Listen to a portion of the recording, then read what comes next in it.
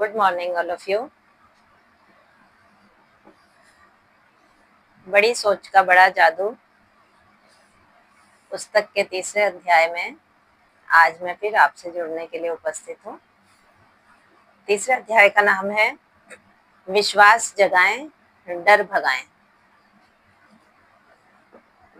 यह अध्याय विश्वास जगाने के बारे में है। मोस्टली आपने देखा होगा कि जब हम डरे होते हैं तो हमारे दोस्त हमें समझाते हैं, यह तुम्हारे मन का वहम है, चिंता मत करो, डरने की कोई बात नहीं है। पर हम भी और आप भी अच्छी तरह जानते हैं कि डर की इस किस्म की दवा से कोई काम नहीं चलता है। इस तरह की तसल्ली हमें कुछ मिनट या कुछ घंटे का ही आराम दे सकती है। तो ये सत्य है कि डर वास्तविक होता है और इसे जीतने से पहले हमें मानना पड़ेगा कि इसका अस्तित्व होता है। ज्यादातर आजकल इंसान के जो डर हैं वो मनोवैज्ञानिक होते हैं, जिनमें चिंता, तनाव, उलझन ये सब शामिल हैं, जो हमारी नकारात्मक, अनुशासनहीन कल्पना के कारण पैदा होते हैं। डर सफलता का नंबर 1 दुश्मन है।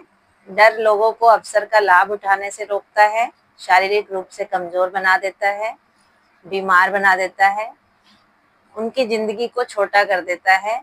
और जब स्पेशली हम कुछ बोलना चाहते हैं तो डर हमारे मुंह को बंद कर देता है। तो इस हर तरह और हर आकार का डर मनोवैज्ञानिक इन्फेक्शन का ही एक रूप है। तो हम अपने मानसिक इन्फेक्शन को उसी तरीके से दूर कर सकते हैं जिस तरह हम शारीरिक इन्फेक्शन को दूर करते हैं, मीन्स उसका इलाज करके। तो सबसे पहले हमें उपचार की तैयारी करनी होगी। तो हमें ये जानना होगा कि आत्मविश्वास कभी भी आसमान से आकर हमारे दिमाग में नहीं घुसता, बल्कि हासिल किया जाता है, विकसित किया जाता है। कोई भी व्यक्ति आत्मविश्वास के साथ पैदा नहीं होता। जिन लोगों में आत्मविश्वास प्रचुरता में होता है, उन्होंने चिंता को जीत लिया है और धीरे धीरे इस आत्मविश्वास को हासिल किया है। आप और हम भी ऐसा कर सकते हैं। इसके लिए इन्होंने एक बहुत छोटा सा एक प्रसंग डाला है उदाहरण के तौर पर, कि द्वितीय विश्व युद्ध में एक बार नेवी ने फैसला किया कि उनके जितने भी सिपाही हैं उन सभी को तैरना आना चाहिए। तो विचार ये था इसके पीछे कि तैरना आने से किसी डूबते आदमी की जान बचाई जा सकती है।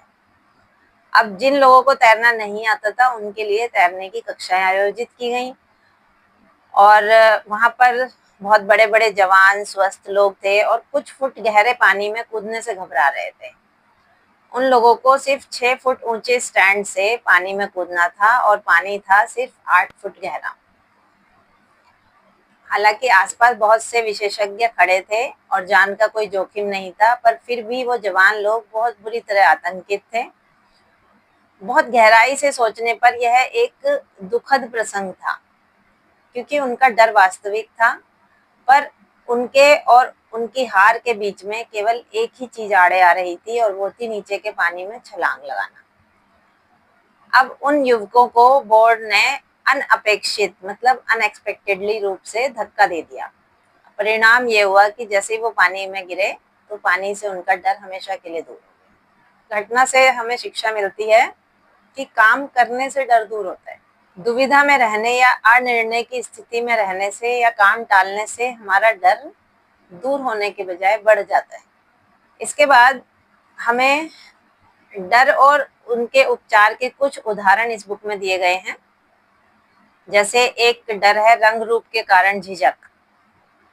तो इसके लिए हम इसका क्या इलाज कर सकते हैं कि हम अपना हुलिया सुधार सकते हैं, ब्यूटी पार्लर या नाई की दुकान में जाके जूते चमकदार पहन के, साफ सुथरे कपड़े, प्रेस किए हुए कपड़े पहन के, बेहतर ढंग से तैयार होके।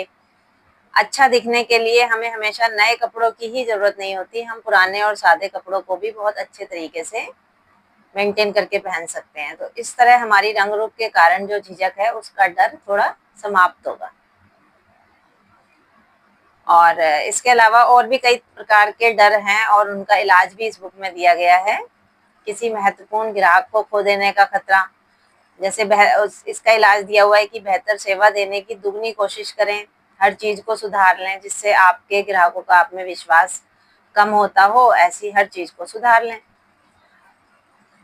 तीसरा है परीक्षा में फेल हो जाने का डर। तो इलाज दिया हुआ है कि चिंता में समय गंवाने के बजाय इसी समय को पढ़ने में लगाएं। चौथा, आपके नियंत्रण से पूरी तरह बाहर की चीजों का डर।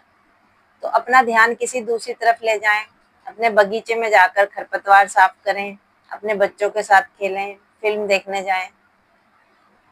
पांचवा है किसी ऐसी चीज से शारीरिक क्षति का डर जिसे आप नियंत्रित ना कर सकते हो, जैसे बिजली गिरना, तूफान आना, हवाई जहाज दुर्घटना का डर। तो इसमें क्या कर सकते हैं हम, इसमें अपना ध्यान दूसरों के डर को कम करने में, उनकी मदद करने में लगा सकते हैं, प्रार्थना कर सकते हैं उनके लिए। छठा है यह डर कि दूसरे लोग क्या सोचेंगे या क्या कहेंगे। तो इसका इलाज दिया हुआ है, यह सुनिश्चित कर लें कि आप जो करना चाहते हैं वह सही है, फिर उस काम को कर दें। किसी भी व्यक्ति ने बिना आलोचना के कोई महत्वपूर्ण काम कभी नहीं किया। सातवां है निवेश करने या घर खरीदने के पहले का डर। तो इसका इलाज दिया हुआ है कि सभी पहलुओं पर विचार कर लें, फिर फैसला करें। एक बार फैसला करने के बाद आप उसी के हिसाब से काम करें, अपनी बुद्धि और अपने निर्णय में विश्वास रखें। आठवां है लोगों का डर। इसका इलाज दिया हुआ है चीजों को सही नजरिए से देखें, याद रखें सामने वाला व्यक्ति भी आप ही की तरह एक इंसान है। अब डर का इलाज करने और विश्वास हासिल करने के लिए 2 कदम उठाएं। पहला, डर का असली कारण पता करें और तय कर लें कि आप वास्तव में किस चीज से डर रहे हैं। और दूसरा, फिर कर्म करें। हर किस तरह का डर किसी न किसी तरह के काम करने से दूर हो सकता है। तो इसके बाद, डर के बाद इनमें आत्मविश्वास के बारे में इस बुक में लिखा हुआ है कि मेन जो आत्मविश्वास है वो तभी आएगा जब हम इस डर पर कुछ कंट्रोल करेंगे। तो आत्मविश्वास को बढ़ाने के 5 जो अभ्यास दिए गए हैं कि सबसे पहला है आगे की बेंच पर बैठें। अब आगे की बेंच पर बैठने से अभिप्राय ये है कि हम ज्यादातर देखते हैं कि कोई क्लासरूम हो या कोई सभा है या कोई मीटिंग है तो ज्यादातर लोग पीछे की सीटें पहले भर लेंगे, आगे बैठना बहुत कम लोग प्रेफर करते हैं। तो वो ऐसा इसलिए करते हैं ताकि वो लोगों की नजरों में ना आए। लेकिन आगे बैठने से आत्मविश्वास बढ़ता है, तो इसका अभ्यास करें। दूसरा है नजरें मिलाकर बात करने का अभ्यास करें। कोई व्यक्ति आपके आंखों में सीधे नहीं देखता तो तुरंत मन में सवाल आ जाता है कि इसके मन में कुछ चल रहा है, ये कुछ छिपाने की कोशिश कर रहा है। तो सीधे सीधे आत्मविश्वास की कमी को दिखाता है। तीसरा है 25% तेज चलें। आप जितना चाल से चलते हैं, अगर आप उसमें 25% थोड़ा सा एनहेंस कर लेंगे, चाल को अपनी बढ़ा लेंगे, स्पीड को, तो आप खुद पाएंगे कि आपके आत्मविश्वास में कमी की बजाय थोड़ी सी बढ़ोतरी हो गई है। औसत लोग औसत चाल चलते हैं, उनकी गति औसत होती है और उनके चेहरे पर आप सिंपल देख सकते हैं, लिखा होता है कि मुझे अपने आप पर कोई गर्व नहीं है, कोई नाज नहीं। जबकि कुछ ऐसे प्रबल आत्मविश्वासी लोग होते हैं जो आम लोगों से आपको तेज चलते हुए दिखेंगे, उनकी चाल में फुर्ती होती है और इससे भी बड़ी बात यह है कि उनकी चाल ही दुनिया को बताती है कि मैं किसी महत्वपूर्ण काम से किसी महत्वपूर्ण जगह जा रहा हूँ। फोर्थ है बोलने की आदत डालें। तो कई तरह के समूहों के साथ काम करते हुए जो समझदार और योग्य लोग होते हैं वो चर्चाओं में भाग लेने लग जाते हैं। तो ऐसा इसीलिए होता है क्योंकि उनमें आत्मविश्वास प्रचुर मात्रा में होता है। और इसके बाद जितना हम बोलेंगे उतना ही हमारा आत्मविश्वास बढ़ता जाता है और अगली बार बोलना हमारे लिए पहली बार बोलने से ज्यादा आसान हो जाता है। तो बोलने की आदत डालें। आत्मविश्वास बढ़ाने की इस टेक्निक का प्रयोग इस तरह करें कि हर ओपन मीटिंग में बोलने का नियम बना लें। कोई भी बिजनेस वार्ता है, कमेटी मीटिंग है, कम्युनिटी फोरम है, उसमें भाग लें। अपने आप कुछ ना कुछ सुझाव दें, टिप्पणी करें, कोई सवाल पूछें, आखिरी में कभी ना बोलें। आपको सबसे पहले बोलने की आदत डालनी है और अपनी इस झिझक को तोड़ना होगा। 5वां है एक बड़ी सी मुस्कुराहट दें। मुस्कुराहट आत्मविश्वास की कमी को दूर करने के लिए एक बढ़िया दवा है। एक छोटा सा प्रयोग करें कि जब आप पराजित अनुभव करें तो एक बड़ी मुस्कुराहट दें। एक साथ और एक ही समय में ये संभव तो नहीं है, आप ऐसा कर ही नहीं सकते, जबकि बड़ी मुस्कुराहट ही आपको आत्मविश्वास देती है, आपका डर भगाती है, चिंता दूर करती है और आपकी उस समय की निराशा को हर लेती है। तो सच्ची मुस्कुराहट सिर्फ आपके आत्मविश्वास को ही नहीं बढ़ाती, बल्कि आपके मन से बुरी भावनाओं को भी हटा देती है और लोगों का जो विरोध होता है वो खत्म कर देती है। तो ये चैप्टर 3 था, magic of thinking big, Hindi version जो है इसका, इस बुक का।